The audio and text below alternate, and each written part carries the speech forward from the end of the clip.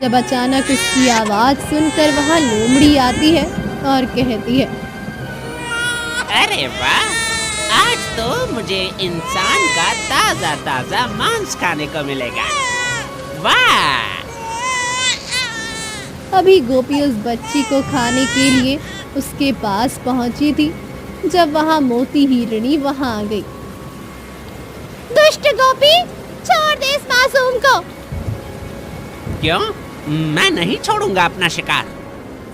मैं भी देखती हूँ तू कैसे इस बच्चे को हाथ लगाता है। पालमपुर गांव में सालों से सूखा पड़ रहा था और वहाँ की मिट्टी बंजर होने के कारण फसल ना के बराबर उगती थी, जिससे गांव का विकास पूरी तरह से रुक सा गया था और लोग सूखे के कारण उस गांव को छोड़कर भागने लगे थे।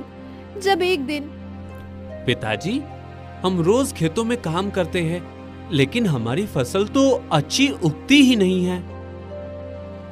हाँ बेटा, क्योंकि हमारे गांव में सालों से बरसात नहीं हुई, इस कारण हमारी फसल को पर्याप्त मात्रा में पानी नहीं मिल पा रहा है, जिससे हमारी फसल अच्छी नहीं उगती बेटा। तो पिताजी, फिर हम यहाँ इस गांव में क्यों रहते हैं? हम किसी दूसरे गांव में क्यों नहीं जा सकते? बेटा, हम दूसरे गांव इसलिए नहीं जा सकते क्योंकि ना हमारे पास पैसे हैं कि हम कहीं दूसरा घर ले सकें, और दूसरी बात यह है कि जिस घर में हम रहते हैं वो हमारा पुश्तैनी घर है, जिसे हम छोड़कर नहीं जा सकते हैं। पिताजी, ऐसी जगह रहने का क्या फायदा जहां हम सही से जी भी नहीं सकते? बेटा, थोड़ा सब्र करो, देखना एक दिन सब ठीक हो जाएगा। खैर, अभी तक तुम्हारी माँ नहीं आई, वो कहाँ है? पता नहीं पिताजी, हो सकता है वो आती ही होगी। दीपू ये कहकर खेलने में लग जाता है, जबकि दूसरी तरफ रमेश की पत्नी रेखा मंदिर जाती है और भगवान से प्रार्थना करती है, हे भगवान, मेरी आने वाली संतान बेटा हो या बेटी, बस सबके लिए सुख और समृद्धि लेकर आए और उसके आने से वर्षा हमारे गांव का मुंह देखे। पुत्री, ऐसा माना जाता है कि जो गर्भवती महिला इस मंदिर का 100 चक्कर लगाती है, उसकी कोई भी कामना जरूर पूरी होती है। हाँ। ओह अच्छा, अगर ऐसी बात है तो मैं ये जरूर करूंगी। ठीक है, जैसी तुम्हारी इच्छा, भगवान तुम्हें सफल करे। पंडित जी ये कहकर वहां से चले जाते हैं और रेखा उस मंदिर का चक्कर लगाने लगती है। 99 चक्कर पूरे होने पर अचानक हल्की सी बारिश शुरू हो जाती है। अरे, मेरे 99 चक्कर होते ही बारिश शुरू हो गई। लगता है अब हमारे गांव में सूखा खत्म हो जाएगा। हाँ, अब तो मैं 100 चक्कर लगाने के बाद ही चैन की सांस लूंगी। और फिर रेखा 100 चक्कर पूरे करने के बाद गांव में सूखा खत्म होने की कामना करती है। जब वहां एक साधु बाबा आते हैं और कहते हैं, तथास्तु पुत्री, भगवान तुम्हारी कामना जल्द से जल्द पूरी करे। प्रणाम साधु बाबा। आयुष्मान भव पुत्री, पर क्या मैं ये जान सकता हूँ कि तुम इस हालत में अपनी संतान के स्वस्थ होने की भी तो कामना मांग सकती थी? जी साधु बाबा, लेकिन मुझे मेरे ईश्वर पर विश्वास है कि वो मुझे एक स्वस्थ संतान देंगे। पर हमारे गांव में जो सालों से सूखा पड़ा है, शायद वो खत्म हो जाए।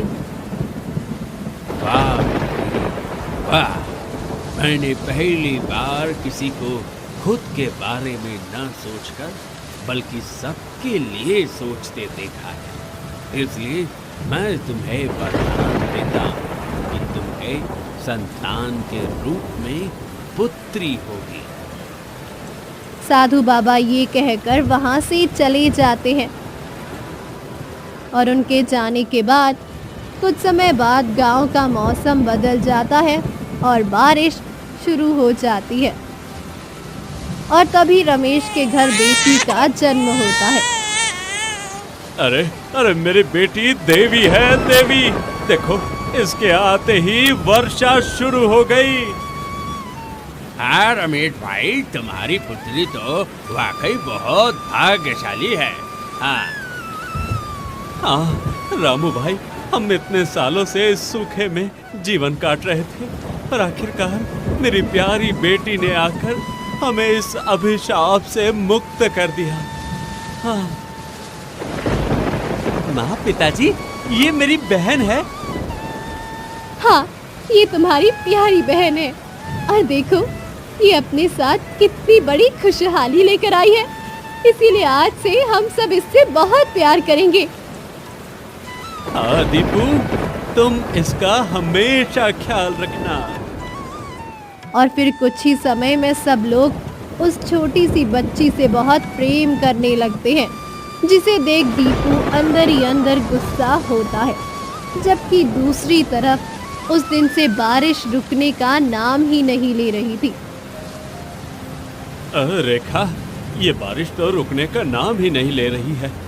ऐसे तो हमारी फसल और बर्बाद हो जाएगी। हाँ, अब तो बारिश वाकई रुकने का नाम ही नहीं ले रही है और हमारे घर की छत से भी पानी भी टपक रहा है। हाँ, तुम यहाँ किसी तरह बच्चे को लेकर रहो, मैं फसल का हाल देखकर आता हूँ और फिर इस छत की मरम्मत करता हूँ। और फिर रमेश चला जाता है। जबकि उसके आने के बाद अचानक तेज तूफानी बारिश के बढ़ने से रमेश के घर की छत टूटकर गिरने लगती है। और ये देख रेखा बच्ची को बचाने के लिए खुद उस छत के नीचे दबते हुए। दीपू, अपनी बहन का हमेशा ख्याल रखना। उसे कभी भी किसी भी कीमत पर कभी अकेला मत छोड़ना।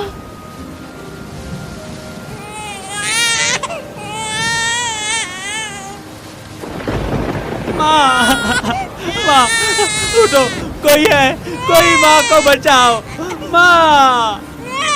रेखा ये कहकर मर जाती है, जबकि दीपू अपनी बहन को अपनी गोद में लिए वही रोता रह जाता है। जब वहाँ रमेश आता है। पिताजी, माँ हमें छोड़कर चली गई। रेखा, ये सब क्या हो गया? अब क्या होगा मेरे और मेरे बच्चों का? हम तुम्हारे बगैर कैसे जिएंगे? भगवान, ये क्या हो गया? रमेश को रोते देख वहाँ गांव के कुछ लोग आते हैं और कहते हैं, बहुत बुरा हुआ रमेश। वैसे बुरा मत मानना, लेकिन जिस दिन से तुम्हारी बेटी का जन्म हुआ है, तब से बारिश रुकने का नाम ही नहीं ले रही। पहले तो हमें यह वरदान लग रहा था, लेकिन अब जिस तरह से ये बारिश हमारे गांव में तबाही मचा रही है, मुझे तो ये किसी अभिशाप से कम नहीं लग रहा। हाँ भाई, मुझे भी ऐसा ही लग रहा है। खैर, तुम चलो, बच्चे को लेकर दूसरी जगह चलो। यहाँ इस खुले आसमान में नीचे और बारिश में तुम दोनों बच्चे को लेकर कैसे रहोगे? चलो भाई, चलो। और फिर गांव वालों के कहने पर रमेश अपने दोनों बच्चों को लेकर अपने पड़ोसी के घर जाता है। जब अचानक उनके घर भी एक मृत्यु हो जाती है। अरे भाइयों, मुझे ये बच्ची कुछ ठीक नहीं लग रही। देखो, इसके कदम पड़ते ही भोला के घर में भोला की माँ की मृत्यु हो गई भाई। हाँ भाई, अब तो मुझे भी ऐसा ही कुछ लग रहा है। बच्ची के आते ही गांव में लगातार होती बारिश के कहर से मौतों को देखकर सारे गांव वाले रमेश की बेटी को जिम्मेदार ठहराने लगते हैं। जब दीपू रमेश से कहता है, पिताजी, आप इसे कहीं फेंक आइए। इसकी वजह से माँ मर गई और फिर एक के बाद एक सब लोग मर रहे हैं। और ये जब से आई है तब से ही अपने साथ भयानक बारिश लेकर आई है।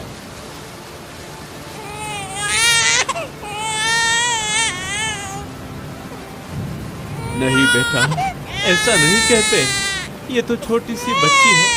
इसने तो अभी तुम्हारी माँ को ठीक तरह से देखा भी नहीं। और रही बात लोगों के मरने की, तो वो इससे नहीं बल्कि अपनी बीमारियों से मर रहे हैं। खैर, ये तो रो रही है तो मैं इसे चुप करवा आता हूँ। रुको बेटा, मैं अभी आता हूँ। और फिर बारिश थमते ही रमेश बच्ची को चुप कराने के लिए चलते चलते तालाब किनारे आ जाता है। जब अचानक तेज तूफानी बारिश शुरू हो जाती है और उसका पैर फिसलता है और अब वो अपनी बच्ची को बचाते हुए खुद तालाब में गिरकर मर जाता है। और फिर ये बात सबको पता चल जाती है तो वो उस बच्ची को काला अभिशाप कहकर दीपू को उसे जान से मारने को कहते हैं। ए दीपू, अरे इस काले अभिशाप को तू खत्म कर दे भाई। हाँ दीपू, इससे पहले ये हम सबको खा जाए तुम इसे मार डालो भाई। हाँ हाँ, इसने मुझसे मेरे माता पिता को छीन लिया। मैं इसे जिंदा नहीं छोड़ूंगा। दीपू ये कहकर उस बरसती बारिश में अपनी बहन को लेकर एक खतरनाक जंगल में जाता है और उसे मरने के लिए छोड़ देता है।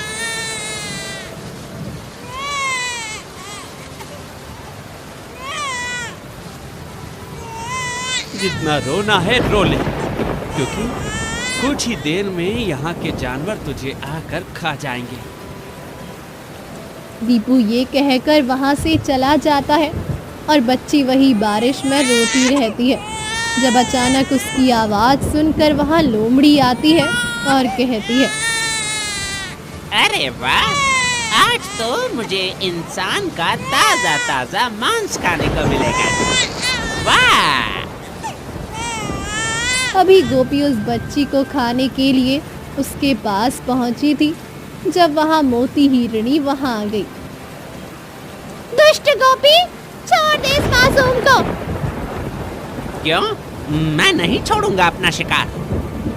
मैं भी देखती हूँ तू कैसे इस बच्चे को हाथ लगाता है। मोती ये कहकर गोपी पर हमला करता है। जब गोपी मोती से डरकर वहां से भाग जाता है और मोती अपने बच्चे से कहती है, शीनू, लगता है इस बच्ची को कोई यहाँ इस तूफानी बारिश में लावारिस छोड़ गया है। अगर मैंने इसे यही छोड़ा तो ये गोपी इसे खा जाएगा। इसीलिए मैं इसे अपने साथ ही ले जाती हूँ और मैं तुम्हारे साथ इसकी भी परवरिश करूँगी। और फिर मोती उस बच्ची को अपने साथ ले जाती है। जब उसका बच्चा उससे कहता है, माँ, हम इसे अपने साथ ले तो आए हैं, मगर इसका नाम क्या है? शीनू, ये तो मुझे नहीं पता, लेकिन ये हमें तूफानी बारिश में मिली है, तो आज से इसका नाम वर्षा है। अरे, ये नाम तो इसके ही तरह बहुत सुंदर है माँ। हाँ बेटा, अब से तुम भी उसका ख्याल रखना। और फिर वो दोनों माँ बेटे वर्षा का बहुत ख्याल रखते हैं, उसे पालते पोसते हैं। जबकि दूसरी तरफ दीपू जब अपने घर लौटता है तो बारिश अचानक बंद हो जाती है। अरे देखो दीपू, मैं कहता था ना तेरी बहन एक काला अभिशाप थी। अब देख, उसके जाते ही बारिश खत्म हो गई और सब पहले जैसा हो गया है। हाँ भाई, और नहीं तो क्या, अगर समय रहते रमेश इससे अपनी जान छुड़वा लेता तो वो भी आज हमारे साथ होता। खैर, यही भगवान को मंजूर था। और फिर वो सब चले जाते हैं। जबकि समय का काम है गुजरना, सो गुजर ही जाता है। और देखते देखते 20 साल गुजर जाते हैं। लेकिन उस दिन के बाद इन 20 सालों में उस गांव में एक दिन भी बारिश नहीं होती है। जबकि दूसरी तरफ पूरा जंगल खुशहाल हो जाता है। माँ, मैं आपकी और शीनू के लिए कुछ खाने को लेकर आती हूँ। ठीक है, ध्यान से जाना मगर। जी माँ। वर्षा ये कहकर जंगल से जाती है जब वहाँ वही साधु बाबा आते हैं। राम सिया राम जय जय राम, राम सिया राम। अरे पुत्री, तुम कौन हो? प्रणाम साधु बाबा, मेरा नाम वर्षा है और मैं यहीं इसी जंगल में रहती हूँ। ओह, लेकिन ये जंगल तो बहुत खतरनाक है, तो तुम यहाँ कैसे रह सकती हो? साधु बाबा, इंसान से खतरनाक तो कोई नहीं है इस संसार में, क्योंकि जब उन्होंने मुझे बरसती बारिश में इस जंगल में फेंक दिया था, तो तब इस खतरनाक जंगल के जानवरों ने मुझे सहारा दिया था। ओह, ये तो बहुत अफसोस की बात है पुत्री। खैर लाओ, मैं आज तुम्हारा हाथ देखता हूँ। और फिर साधु बाबा ये कहकर वर्षा का हाथ देखकर कहते हैं,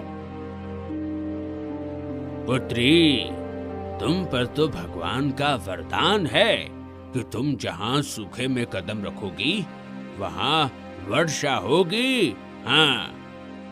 साधु बाबा ये कहकर वहाँ से चले जाते हैं, जबकि वर्षा हैरानी से वहीं खड़ी रह जाती है। और दूसरी तरफ हरिया दीपू से कहता है, अरे बाप रे, ये तेरी बहन का काला अभिशाप न जाने कब हमारे गांव से हटेगा। पहले इतनी वर्षा से सारी जानें खा गई, अब गांव में सूखा लेकर आई है, क्या करूं? अभी वो सब ये कह ही रहे होते हैं जब वही साधु बाबा वहाँ आते हैं। अरे, यहाँ तो बहुत गर्मी और सूखा पड़ा हुआ है, और तुम बालक ऐसे क्यों हो? साधु बाबा, ये सूखा पिछले 20 वर्षों से है और इसकी वजह है मेरी अभिशापित बहन। क्या मतलब? और फिर साधु बाबा के पूछने पर दीपू उन्हें सारी बात बताता है, जिसे सुनकर वो कहते हैं, नहीं दीपू, तुम्हारी बहन श्रापित नहीं बल्कि एक वरदानी थी, और उसके पास ये वरदान था कि जिस सूखी जगह पर वो कदम रखेगी उस जगह वर्षा होगी। मगर ये कैसा वरदान था जो बारिश बंद होने का नाम भी नहीं ले रही थी, और उसकी वजह से इतने सारे लोगों की मृत्यु क्यों हुई? अरे, इतनी बारिश इसलिए हुई क्योंकि न जाने कितने सालों से सूखा था, ये उसकी कसर थी। और रही बात मृत्यु की, तो तुम्हारे माता पिता की मृत्यु हादसे में हुई और बाकियों की खुद से। और वैसे भी जो जितना समय लेकर आता है उसे उतना ही जीना होता है। साधु बाबा ये कहकर वहाँ से चले जाते हैं। जब कुछ समय बाद नदी किनारे उन्हें वर्षा मिलती है। क्या हुआ पुत्री, किस सोच में डूबी हो? अरे साधु बाबा, आप यहाँ? हाँ, लेकिन तुम बताओ क्या बात है? क्या तुम्हें तुम्हारे परिवार वाले मिले? नहीं साधु बाबा। अच्छा, वैसे तुम्हारे परिवार में सिर्फ तुम्हारा एक भाई है। और साधु बाबा ये कहकर उसे सारी बात बताते हैं, जिसे सुनकर वो कहती है, साधु बाबा, मुझे दीपू भैया के पास जाना है। ठीक है, लेकिन उसके लिए तुम्हें मेरी एक चुनौती को पार करना होगा। मैं अपने एक आखिरी रिश्ते को पाने के लिए सब कुछ करने को तैयार हूँ साधु बाबा, सब कुछ। ठीक है, तो सुनो, ये रहा जलता हुआ अंगारों से भरा रास्ता। अब तुम्हें इसे पार करके उस कमल के फूल को मुझे लाकर देना होगा। ठीक है साधु बाबा। और फिर अचानक वहाँ तेज हवाओं के साथ साथ बारिश शुरू हो जाती है, जबकि वर्षा उन जलते हुए अंगारों को पार करके वो कमल का फूल लाकर साधु बाबा को देती है। साधु बाबा, ये लीजिए आपका फूल। अब मुझे बताइए, मुझे कहाँ जाना है? बालमपुर, वहीं तुम्हारा भाई मौजूद है। आपका बहुत बहुत धन्यवाद साधु बाबा। वर्षा ये कहकर जैसे ही अपने गांव पहुंचती है, वैसे ही उस सूखे गांव में बरसात शुरू हो जाती है। अरे रामू, अरे हमारे गांव में बारिश हो रही है। अरे कहीं दीपू की बहन आ तो नहीं गई है? अरे हाँ भाई, हो सकता है। अरे चलो चलकर देखते हैं। भैया, तुमने ऐसा क्यों किया? भैया बताओ, बोलो, ऐसा क्यों किया? कौन हो तुम और मुझे भैया क्यों कह रही हो? मैं वर्षा हूँ भैया, जिसे तुमने सालों पहले जंगल में लावारिसों की तरफ फेंक दिया था। बताओ बताओ, क्यों किया ऐसा? कौन कौन वर्षा? मैं नहीं जानता किसी वर्षा को। और क्या सबूत है कि तुम मेरी बहन हो? सबूत ये बारिश है, और ये तुम भी जानते हो कि मेरे जन्म से ही सूखे गांव में बरसात शुरू हुई, और आज मेरे यहाँ आने से भी सालों बाद बरसात हुई है। हाँ, क्योंकि तुम मनहूस हो। अगर बड़ी वरदानी होती तो सिर्फ वर्षा जितनी वर्षा लाती, ये बाढ़ और कहर न लाती। अरे तुम तो न जाने कितनी जाने खाकर बैठी हो, है? हाँ, अब फिर से हमारे गांव में बाढ़ और बारिश का कहर आ गया। अरे एक ही दिन में हमारे सारी बची कुची फसलें बर्बाद हो गई भाई। अरे इसे मारो भाई, अरे इसे पत्थर मारकर हमारे गांव से निकालो। हमें नहीं चाहिए ऐसी मनहूस बारिश, है? अरे निकालो इसको। अभी वो ये कह ही रहे होते हैं कि अचानक वही साधु बाबा आते हैं और कहते हैं, क्या हुआ यहाँ? ये सब क्या हो रहा है?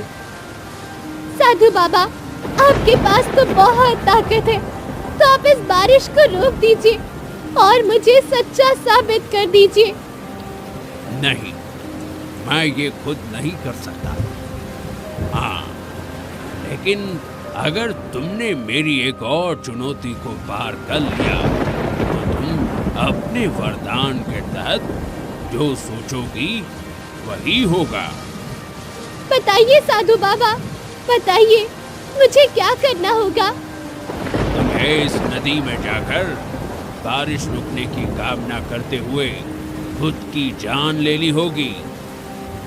ठीक है, मैं तैयार हूँ। और फिर वर्षा साधु बाबा की दी हुई ये चुनौती को पूरा करती है। जब उसके डूबते ही बारिश का कहर खत्म हो जाता है और दीपू को अपनी गलती का एहसास होता है। साधु बाबा, मैं गलत था। इन लोगों की बातों में आकर मैंने अपनी बहन के साथ बहुत गलत किया, लेकिन वो सही थी, सच्ची थी। मैं बहुत शर्मिंदा हूँ कि मैंने ऐसा किया। अभी दीपू ये कह रहा होता है कि अचानक वर्षा नदी से जिंदा सलामत निकलती है। जब साधु बाबा कहते हैं, दीपू, जिस समय तुम्हारी माँ गर्भवती थी, उसने मंदिर के 100 चक्कर लगाकर मुझसे ये वरदान प्राप्त किया था, लेकिन अफसोस कि तुम लोग उस वरदान को समझ ना सके। हाँ साधु बाबा, मैं बहुत गलत था, इसलिए वर्षा मुझे माफ कर दो। मैं गुनहगार हूँ तुम्हारा, लेकिन मुझे माफ कर दो। कोई बात नहीं भैया। भैया, आप भी उस समय छोटे ही थे, इसीलिए मुझे आपसे कोई शिकायत नहीं है। और फिर वर्षा अपने भाई को माफ कर देती है और वो दोनों हंसी खुशी साथ रहने लगते हैं।